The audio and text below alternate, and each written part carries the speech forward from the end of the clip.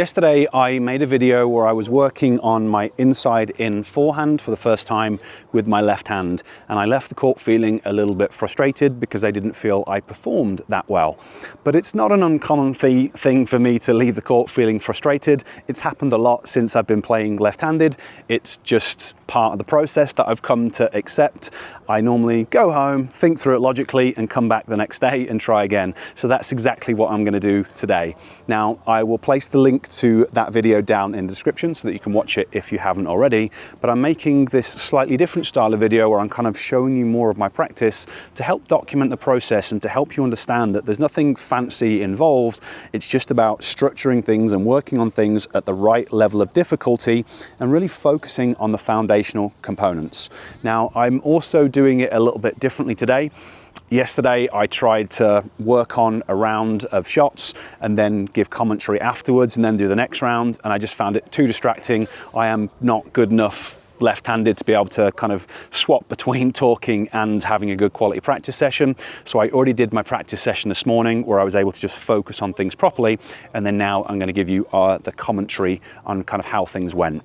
And when I say rounds, what I mean is I work on maybe 10 to 20 shots and then take a break and then go again. I think one of the big things that people get wrong when they're using ball machines is they're just trying to hit 100 or 200 balls in a row, and it ends up being really sloppy. If you think about a tennis point, you know, most points are over in like, well, 3 or 4 shots. So to get to the point where I'm hitting 20 shots in a row, you very, very rarely, if ever, actually have a 40-shot rally. So 20 shots is already overkill. I normally try and go for like 10, 12 shots and keep my my rounds on the ball machine to that. But you know, often you get excited and you want to carry on and hit a few more. So they're normally between 10 and 20 shots, and I generally stop at a minute most. But that's what I say when I mean rounds. So today, first round wasn't spectacular, I have to admit. And again, that happens a lot of the time. I'm new to playing left-handed, although I can hit a lot of forehands pretty well. I haven't worked on this particular variation yet. So now the ball is coming into me. I'm using a slightly different movement pattern to what I'm used to, and I have to judge that and I have to read it. And that's the hard thing in tennis. Like I said yesterday, the two hard things in tennis are setting up in the right position and then the timing component. So they're the two things that I'm working on with this new stroke. And with the first round that I did, I was just getting way too close to the ball and I was making too many errors. And it's not, for me, it's not about the errors, it's not so much about where the ball lands, it's about the thing that I'm working on. So I was just getting too close to the ball, and that was throwing my timing off. Second, third, fourth rounds of the single feed, my spacing was much better. I was able to focus on it properly. So then as I worked through the rounds, I was then able to start to think about the timing component as well. And really what I was trying to do with this particular feed that I'm working on, I was trying to work on timing my leg drive with the bounce of the ball, and I found that that was about right for hitting a good quality shot. And I've said this in a number of my other videos, this is kind of how I think through the timing component. I set up a specific type of feed and I just work on it until I've got the spacing and until I've got the timing. And for the timing, I'm thinking through the flight of the ball. I'm like, do I make a good contact? Does that mean, did I start my swing soon enough, or was I too late starting my swing? And then I relate that to the flight of the ball. And then adjust it. So today, initially I was starting my leg drive just after the ball bounced and it wasn't quite early enough. So then I started to try and time it as the ball was bouncing, and that worked out much better for me. So they were the kind of the two things that I worked on today, was getting the spacing and then making that adjustment with the timing. The other thing I did today was I didn't work on as much stuff.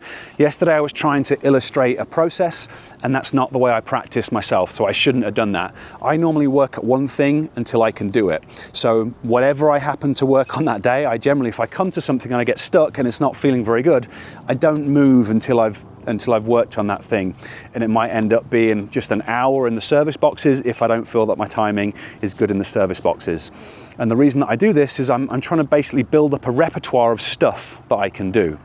And for this inside out forehand, I just want to build up a repertoire of seeing a certain flight of ball and being able to time it. And today I did maybe 300 repetitions with that particular speed of ball, but with that particular amount of spin on the ball. So now hopefully my brain is a little bit more used to that.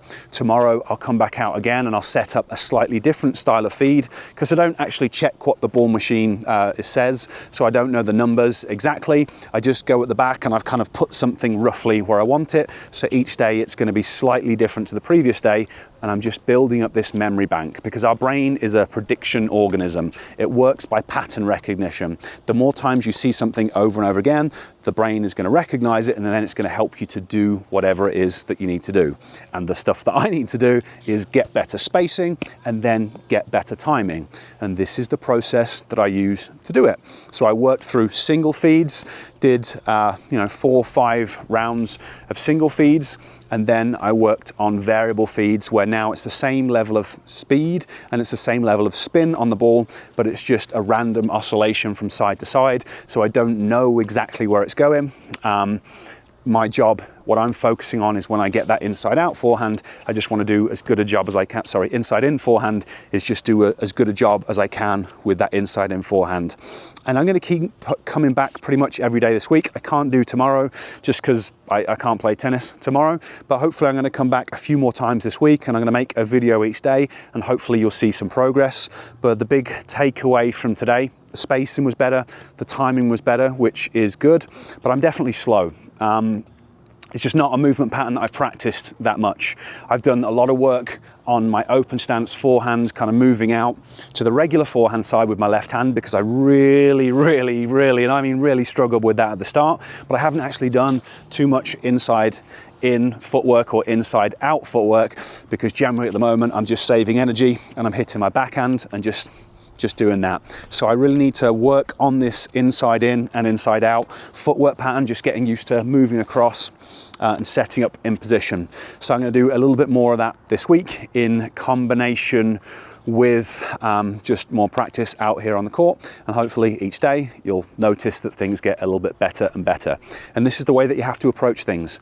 It takes a number of repetitions. The minimum that I have in my head is 1,000 repetitions to get through the conscious phase of learning. So the conscious phase of learning here for me, I've got the mechanics of the forehand because I've been doing it for the last 3 years, but this is the conscious phase of learning in terms of the ball is coming across me, thinking about the spacing and thinking about the timing. So 1,000 repetitions is the minimum number. I do around 200, 300 good repetitions on what I'm working on each day. So hopefully by the end of the week, we'll be through the 1,000 and things will be looking a little bit better, and it'll be a shot that I feel more comfortable with. So hopefully, again, you like this style of video. Leave me a comment and let me know. And today I also want to let you know about my free Tennis Vision Starter Program. I do lots of work on the court, but I also do work off the court to improve my level of skill, my vision, my coordination, my balance, all the stuff that enables you to play better tennis. And that's what I mainly teach tennis players how to do. So I've made a free vision program to help you with your ball tracking. I'll place a link to it down in the description, or you can go to tennishacker.net/vision to get hold of the free program. Okay, thank you very much for watching this video. I hope it has been interesting for you. Again, like I said, if you could leave me a comment down below if you like this style of comment. Obviously, feel free to say mean things about my forehand and my technique, and I'll go away and I'll get really upset and I won't fall asleep. No, obviously feel free to make any comments you want down below. Give me a thumbs up, always helps me out. Subscribe to my channel, always helps me out. Thanks for watching. See you next time.